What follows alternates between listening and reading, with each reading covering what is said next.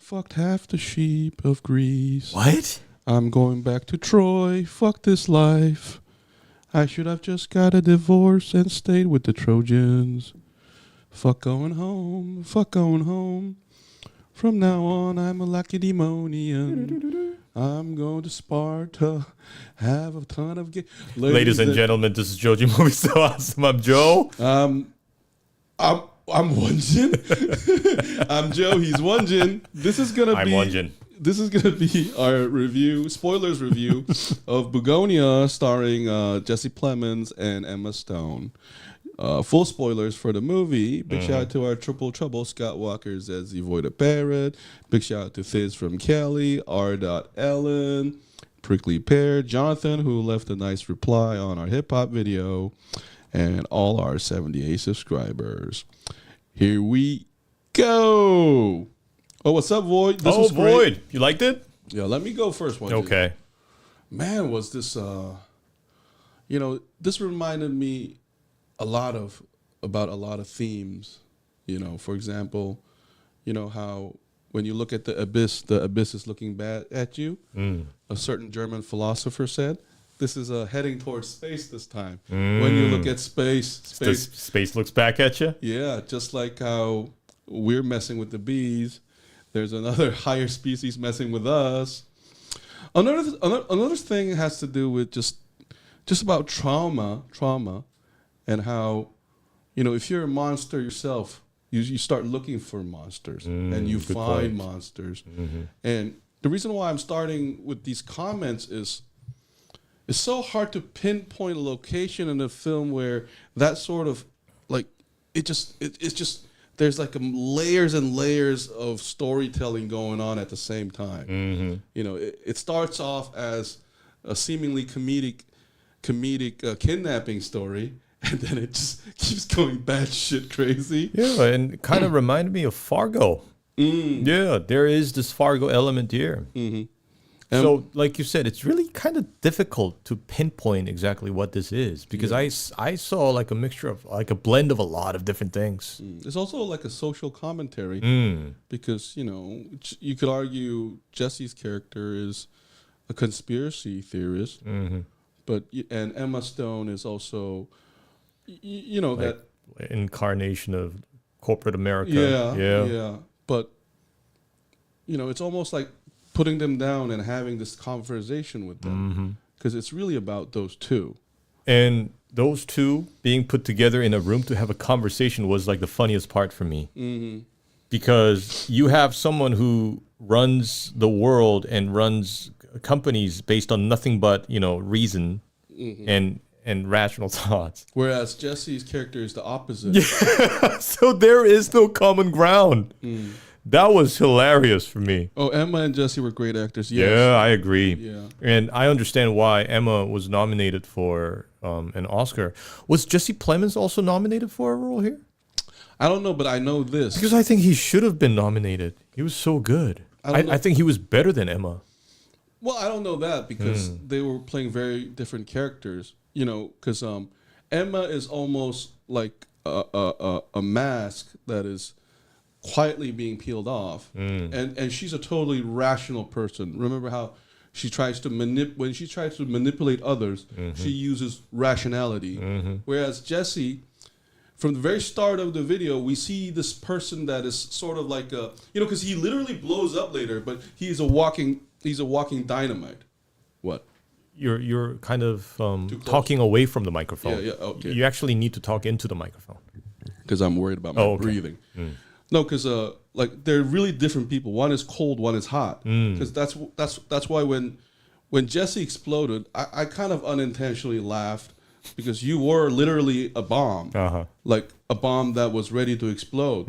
Thank God you were just in the closet and you hurt yourself. Because and whereas Emma's character, and it's also inversion, because when the movie starts, I'm inclined to be more sympathetic towards Jesse and his cousin. When I see Emma act like a corporate asshole, I'm like, this bitch. And then as the movie goes on, it's just like, wait a minute, I feel like Emma might have a point, whereas Jesse seems totally irrational. And then near the end, because I think the movie does a good job of making us cheer for different people at the different times. Because I started off. That's a great point. Yeah, I started off. Yeah. I started off cheering for Jesse, and then by the middle, I'm like, get out of there. These are straight cuckoos. He's a cop killer now, and what are these disgusting pictures? And I want Emma Stone to get out of there until the end of the movie flips it again. Oh, wait, let's read some comments. Yeah. Welcome back. The alien reveal did ruin a bit. It would have been better if they had just went with the he's crazy storyline or maybe left it ambiguous. I kind of liked it because I thought that's what made this movie into a comedy. Well, you know what? Sorry to tell you this, Void, but this is a remake of a Korean movie called Chiguru Chikira that literally translates to Protect the Earth. And I watched that movie 20 years ago. So I knew the alien twist was coming. And I feel like the movie director intentionally made it more ambiguous in this movie because of people who know the storyline of the original.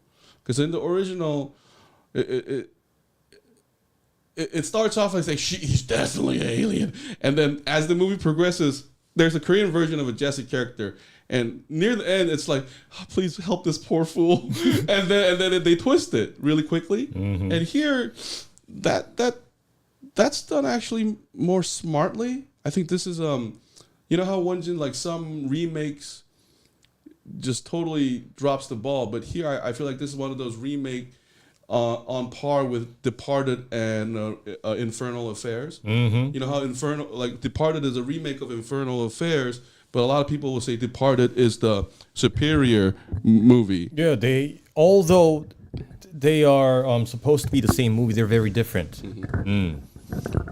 Yeah, so here I definitely feel like the movie actually changed up enough to be its own thing. Yeah. Wait a minute. Given the subtext, it makes sense why bread tubers were obsessed with this. Oh, so bread tubers who like Lighthouse also like this. No, but this one is also, you know what? One thing that I found interesting is the color saturation. Like, and it actually made it more stifling for me. Really? Like I don't know why, but even the B sound, and there's this constant tension that's done through camera work and the sound. I think the biggest element that brought me tension was the music. It was so like unsettling. I think it was done really well. Yeah, I mean, what's your favorite scene? My favorite, I think I know what your favorite scene is. My favorite scene is the table conversation. No. My favorite scene is the torture, the electric torture thing. Yo, that was intense. And we are sitting there like wondering, like, is she gonna die from this? And like Green Day Basket Case will never be the same for her. Yeah. So yeah, that scene was really intense. Was there? I don't know though. Like. My favorite scene was the table scene when they come face to face, and eventually it ends with Jesse Plemons rushing towards her to choke her. Yeah, that I would also pick as one of my favorites, because I feel like that's the one where that's the if I compare it to football, is the break, but it's an important break because notice how their power relationship keeps changing. You know, it starts off with Jesse and the cousin. Well, trying to be in control. They were in control until every time passes by, every time the lunar eclipse is coming, the power balance is restored back to Emma Stone until she can even manipulate Jesse to, kill his mother, come to the office with her. And I like how the movie keeps us guessing. Keep us guessing all the way. The cousin killing himself was a real shock to me. It was sad. Yeah, to me, it was really sad. No, I love the fact that Emma Stone was so good at finding like weaknesses in every situation and try to like pry open her way through. So I thought the dialogue, whoever wrote her dialogues, like, did a tremendous job doing that. And I also couldn't help but like say to myself every time she would provoke, like Jesse Plemons, it's like, this guy is clearly unhinged and he's not responding to reason. Why would you provoke him?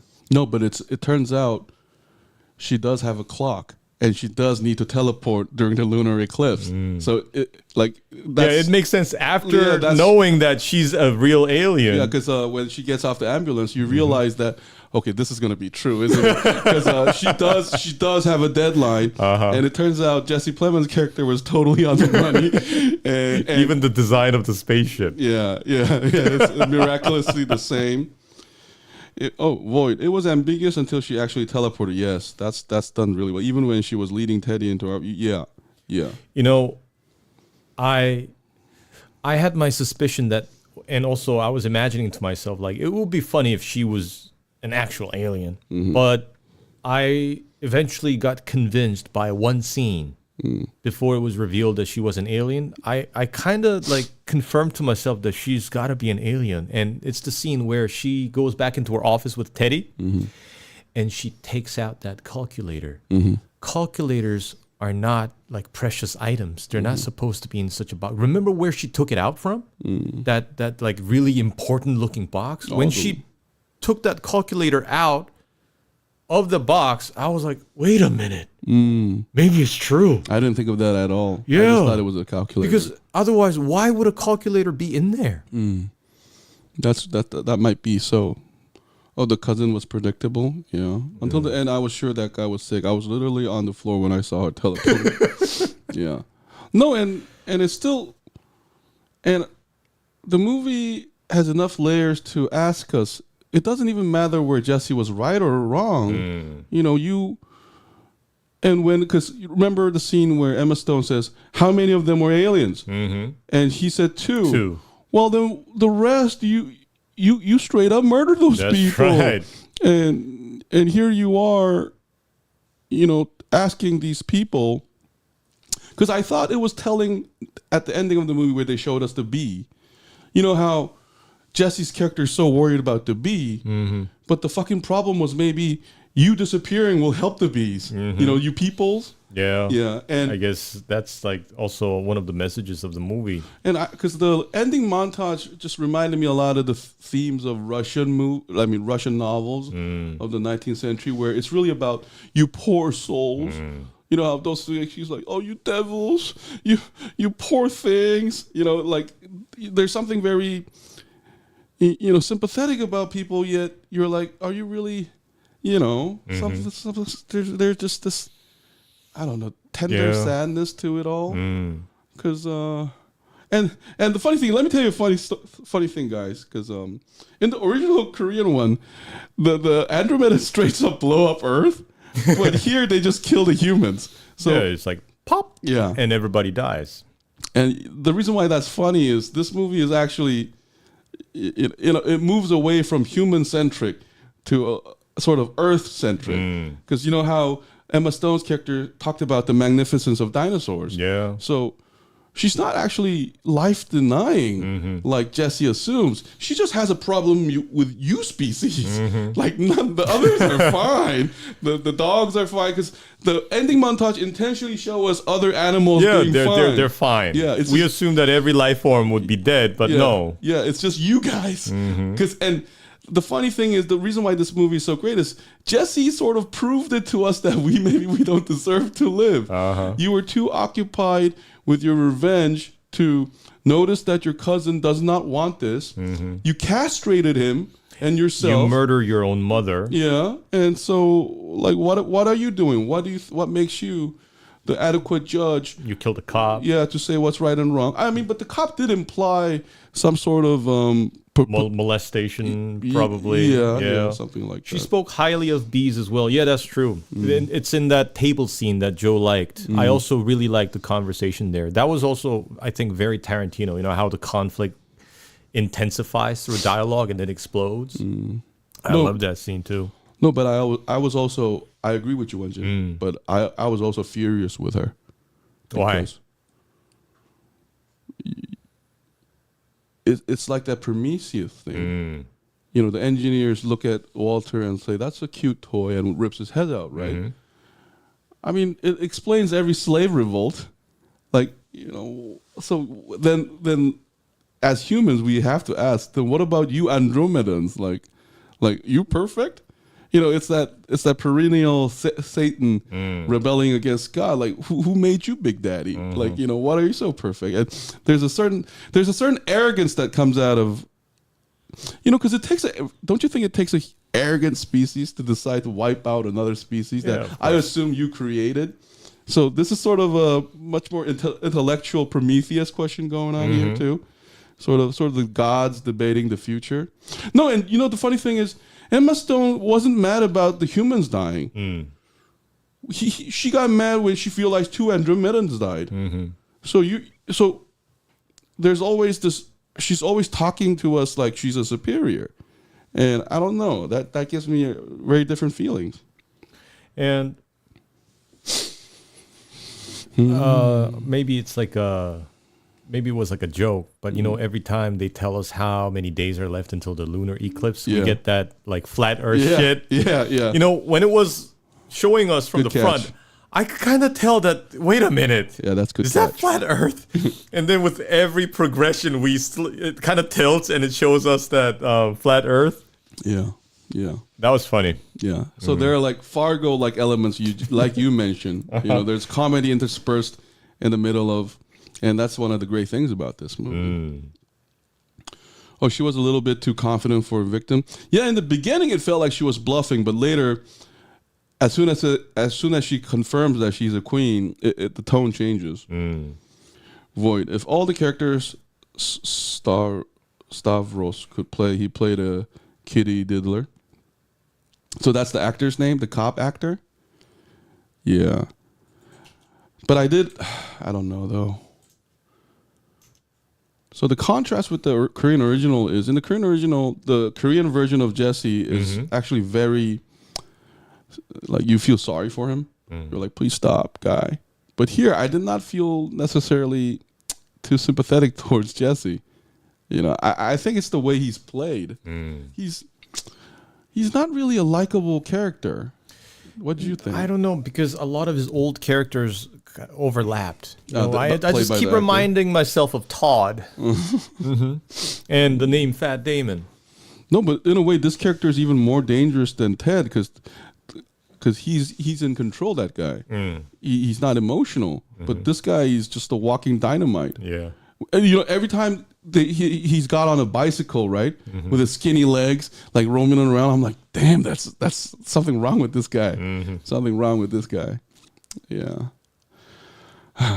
And as I was watching the movie, around the middle, I was thinking to myself that maybe Teddy had done something like so horrible. You know, all the things that he blames the company for. Maybe he was responsible for it. It was my assumption, because it reminded me also of a lot of Shutter Island. You know how DiCaprio, he becomes delusional as like a coping method for what he had done. Yeah. So I was thinking maybe this is like a similar story, but turns out it wasn't.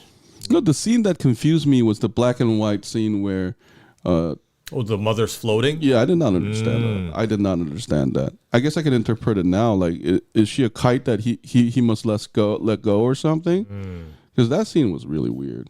Okay. Anybody has a opinion on that scene? Stavros is a famous comedian. He does the gross fat comic bit. Okay, so that's the actor. Okay. He was great in it too. Yeah, eating cake. And that whole house reminded me of True Detective season 1, villain, the Louisiana house, like this old shabby, all shacked up. And when Emma Stone says nice house, I'm like, liar. Yeah, she's like, I need to get the fuck out of here. I also love how her like real intentions kind of seeps out, slip out in moment of heat. What did she say? That's why I'll always be a winner and you are a loser. Yeah, that's when the mask comes off. Yeah. So that's what kind of makes me think that whatever she says to manipulate people, they're all bullshit. She would say anything. No, but that's why this movie is hard to define, because you could argue that she was proven completely right about the Andromedans' opinion about human beings. They kill themselves, they castrate themselves, they lie, murder, and worst of all, they lie to themselves. The scene with the floating mother, she was gone already. There was no cure. Things were said already. Her life was over, but her body was still there. Oh, that's a good take, Zetzi. So it was like it was a figurative representation of the actual situation, but Jesse's character being unable to let her go. So that's what I meant by kite too, maybe a little bit. That makes sense. But any weak points?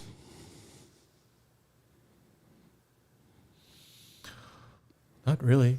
No? Yeah, because I think this is the right balance between kind of becoming like artistic and being entertaining. I like this so much better than Lighthouse. Yeah, I enjoyed it, and I'm also willing to watch it again. And yeah, I think there's really nothing I can really pick on. I liked it very much. So for you, it's like A24 and Warner Brothers had a baby, and this is it, huh? But you did like a Brutalist from A24 too. Oh, remember? yeah. That was also A24. Yeah, some of their movies are enjoyable. But this was okay. So I'm going to give this, let's see, a 9. I would also give it a 9. Yeah. Yeah, I think it was very good. And I'm pretty sure if I watch it a few more times, I'm probably going to discover something new about it. Can I be honest why I'm giving it a 9? Why? Because the original Korean is better for me. Okay. Because, so, Wonjin, you just mentioned like artsy fartsy and entertainment right in the middle, right? Artsy fartsy, yes. I'm sorry, I'm just using your expression. No, it was Mark Wahlberg who said that, and the other guys. Sure. I'm just using his words. No, but you artsy fartsy crap. You in spirit were basically saying that. No, because the original just has a simplicity that I feel like this one doesn't have. And the original also is just more straightforward. And I like that better. So let me describe it this way, Wonjin. If this Bugonia was a novel, it would be 300 pages. But if the original Chiguru Chikira was a novel, it would be 200 pages. It's just like, there are layers there too, but it's just more like quirky and funny and theater-like and done do-do-do-do-do-do. Because remember, this one keeps us on our toes so long, right? It's like there's no break. But the original, basically your face is like this. And then it's done. I think that's the advantage of some Korean movies where, it keeps it simple. Oh, Void, I think it's about the breakdown of reality, reason being experienced by everyone currently. The producers aren't claiming she's an actual alien, but that might as well be. That's a good take, Void. Because this is a social commentary. The elites are too reasonable and everyone else is too crazy. Oh, that's a very good take, Void. That's very current take. That's the social commentary part, right? Because the original Korean one didn't have that. So anyway, JoeJinMovieSoAwesome gives Bugonia. By the way, I did not know what Bugonia meant. It's a made-up word because there's a flower called Begonia. Oh. But I think they just made it up. I thought it had something to do with the bees. Maybe. Oh, Void gives it an 8.6. Void's decimal system always surprises me. So JoeJinMovieSoAwesome gives Bugonia a 9. We highly recommend it. I'm going to quote Wonjin. It's a perfect mix of artsy fartsy and entertainment and great acting. Excellent acting. Excellent. ZZ, I would give them an 8.5. That's also very reasonable. But I do think this is above 8.5, though. It definitely hits a high. Yeah. It's not begonia, it's Bugonia. I don't know the word. So, guys, we're going to take a short break and to come back to review Scream 7. This has been JoeJinMovieSoAwesome. I'm Joe. I'm One Jin. We'll see you guys in a bit. Bye, bye, Cue bye. the music. And it's coming from Greek. Okay. Live chat popping off. The name choice is good, smart, Thumbnail though. It looking doesn't make us glossy. ask questions. Click in, kick back. Movie night, get cozy.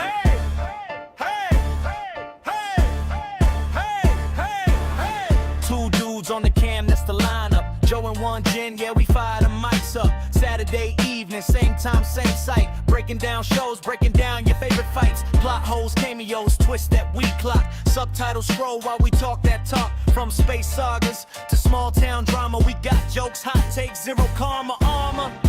Joe Jin movie so awesome. Hit play, lean back, no problem. From ones to tens, we score 'em. If it's trash or a gem, we want 'em. Joe Jin movie so awesome. Jack going wild when we're talking. Every Saturday we on it. Joe Jin movie so awesome. 1 to 10 scale, that's the verdict. Give it a 6. Yeah, the chat say we heard it. 10s get cheers, 1s get roasted. Screenshots fly, whole feed reposted. We pause for the plot, laugh at the logic. That one weird scene, yeah, we still on it. Korean banda, English slang in the mix. We switch, we flip, code switching real quick. Joe Jin movie so awesome. Hit play, lean back, no problem. From 1s to 10s, we score 'em. If it's trash or a gem, we want 'em. Joe Jin movie so awesome. Chat going wild when we're talking. Every Saturday we on it. Joe Jin movie so awesome. Then we slide to the let's talk section. Anything, everything, random connection. Like food, games, dreams, bad days. Chat drop stories, we react on the way. From soul to the world, we all same crew, same blue screen glow, same late night view. Hey!